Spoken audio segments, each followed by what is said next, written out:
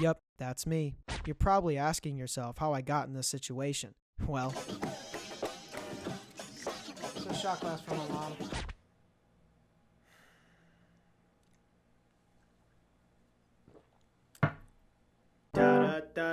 Drunk. Good evening.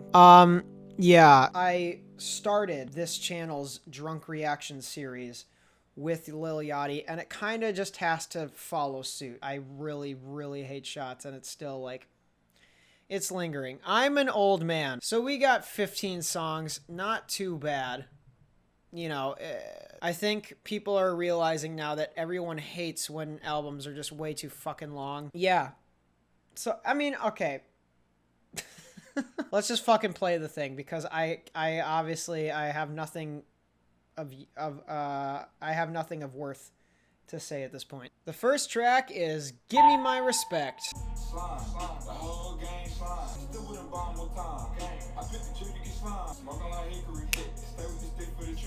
Ooh.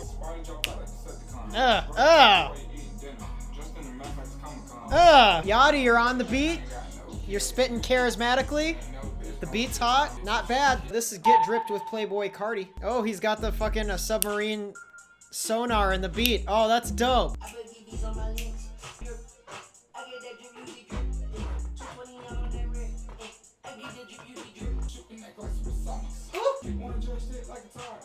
Jimmy Neutron Season 2 on DVD. That'd be my ad-lib. I really like the instrumentals, kind of like our arcade submarine video game. I like that. I had several Moscow Mules, and then you just decided to just hop on in. You just walk on in and your fucking like blue ass top, which is hot by the way. It's a dope top, you know. I'm kind of. Did you get that from Shields? Her Burgers, like before they went out of fucking like business and stuff. Dude, fuck yeah. What am I doing? Oh my god. This is Riley from the Boondocks.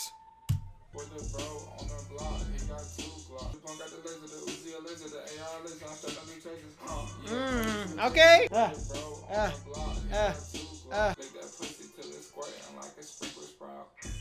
The delivery just sounds way too tired to me, because now it made me tired almost. The hook was catchy. He made a choice. Probably thought it sounded dope. Who am I to judge, I guess? I'm the Mac. Track 4. I'm the Mac. I'm the Mac with the Mac. These niggas pussy like Tom. He just sounds so tired. Yacht Club featuring Juice WRLD. I like the trade back. The trade back's dope. Holy DJ, play that back.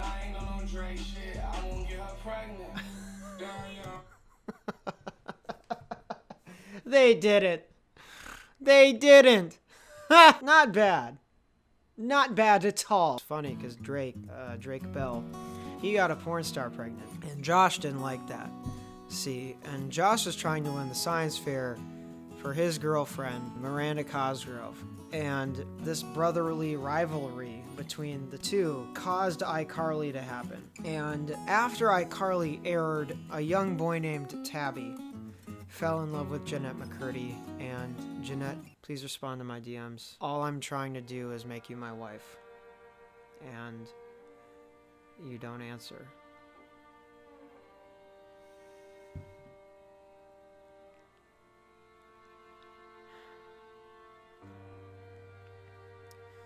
I act like I'm okay and I'm not, you know?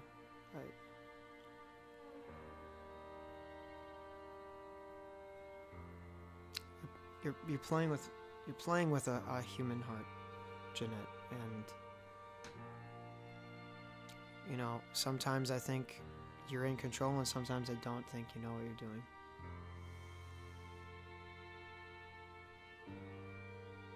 But yeah, Lil Yachty 2. 3? What fucking album is this? No games, but I Xbox controller. She do the... What? No games, but Xbox controller. That's so stupid. Come on, you recorded that? Dude, you recorded that? God, I hope that was a freestyle. Gang like a nerd doing homework. No! No! We gotta play this whole bar back. Hold on, I realize these songs serve their purpose and they're just having fun. By all means, make these songs. Switch back and forth and like have fun. Just have fun. Because this is fun. I can tell that they're having fun. But that whole series of lines, as a critic, as a listener, no games but a Xbox control her, 40 in my pants, she thought it was a boner. Natalie Dormer. Shit like this gives me asthma. It'll probably make me laugh in the future, but just initially hearing it, cool. All right, Saint Laurent YSL featuring Lil Baby. Here we go. We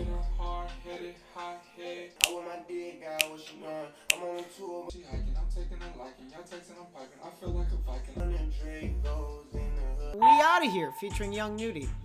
Ooh.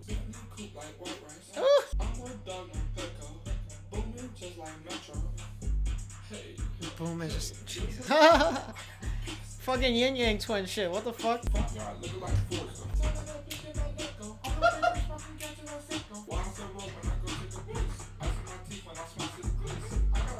This is my favorite one. Hey, hey, hey, hey, hey. That one's the one. That's the one. Who Want the Smoke featuring Cardi B and Offset. Who want the smoke? Who want the smoke?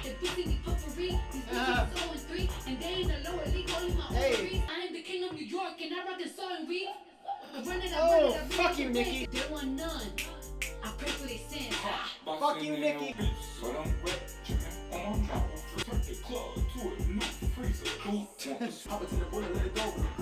This shit's banging, man. I don't give a fuck what you're saying.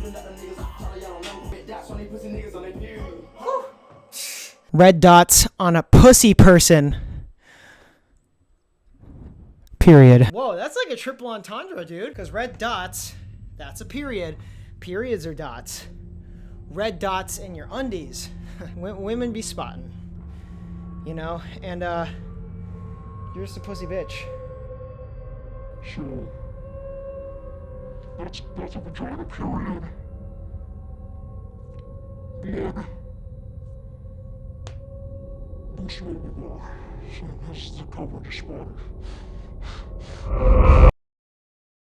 This next song is worth it.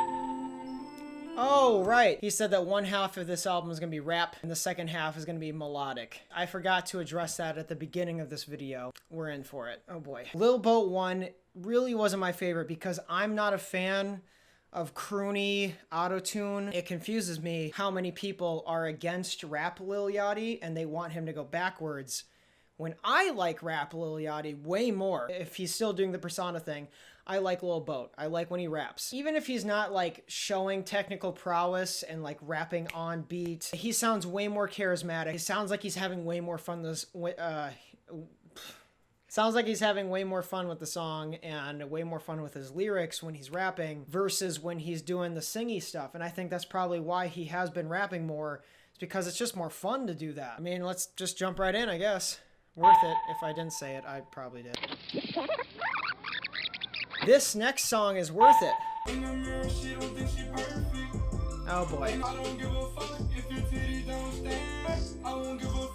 This is like if Logic did auto-tune. He's rapping from another person's standpoint. Like he's doing a third person thing, observing and taking note of this very self-conscious woman, being very body conscious and body positivity. Even though it's bigger than ever, it's still something that people struggle with. So I understand why he's writing it, but it's basically the most simple way to create a song about this topic. This is completely no offense to him or anybody struggling with issues like that. This song's for the young people, like the teenagers who are like, shit, I'm ugly, no one likes me, blah, blah, blah. Like, this song is necessary, and Lil Yachty knows his audience, so like, this song makes complete sense. But as a 25-year-old man, of course, I'm not going to be like, wow, this song's dope. There's no reason for me to hate on it. And that's something I've learned too, because I know when I started this channel, hating things was just like my thing. If it wasn't true rap or whatever, I would hate it. I've tried to like down my cynicism. The older I get, the more I realize like what's the purpose of fucking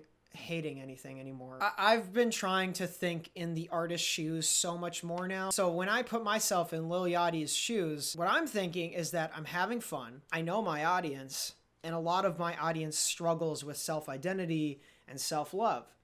So even if I write a simplistic songs are 100% understandable from the jump. He doesn't have to do like a coded message, something metaphorical that'll blow an older person's mind. It's something that's easily accessible immediately. So if somebody's struggling with this and hears this song just out of nowhere, they're probably gonna be like, fuck, I felt that. So I appreciate the song, but obviously from my standpoint, I'm not gonna fuck with it as much as some 14, 15-year-old chick going through a lot of self-image issues. Honestly, even a 25-year-old woman who's still struggling. All right. This song's not even 3 minutes, and I just went off for like 7. This is his, like, you know, tip of the fedora moment where he's like, hey, you're attractive. I love you.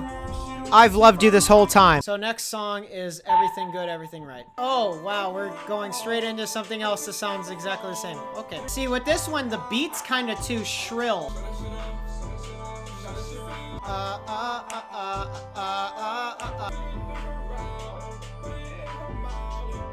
Honestly, if this was a different beat, I would have liked this song a lot more. It sounds like he's singing over a ringtone from like 2003. He's definitely improved. I gotta give him credit. Next up is the next song.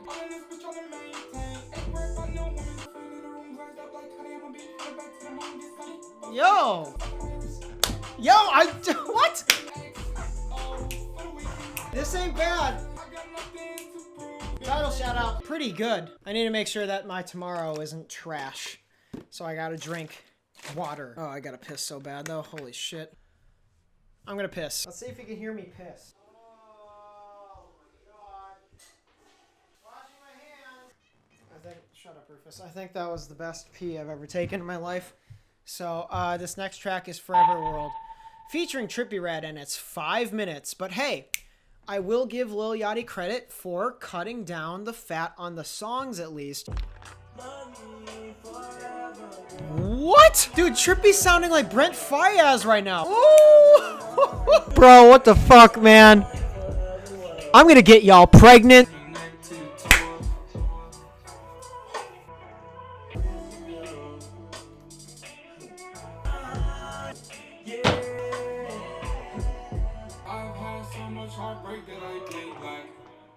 Whoa.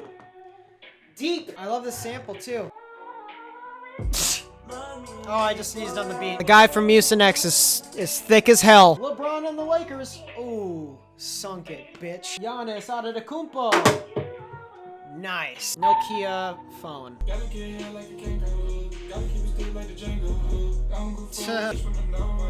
Yeah. Yeah. Bend down.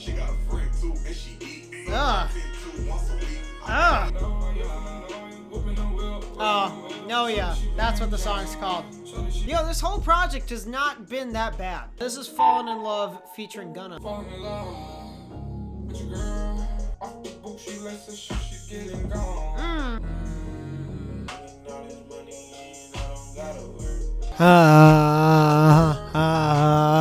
Get him with the shoot. Alright, we're on the last song. It's Stony. It's Post Malone's and Post Malone. I can tell you wanna go. She never leave a nigga alone. I know shawty, point your hands to the sky. Cause baby, take your eyes to see the moon. Thank you. Thank you. Get you cars and houses. Oh, thank you very much. Thank you very much. Don't lick my forearm.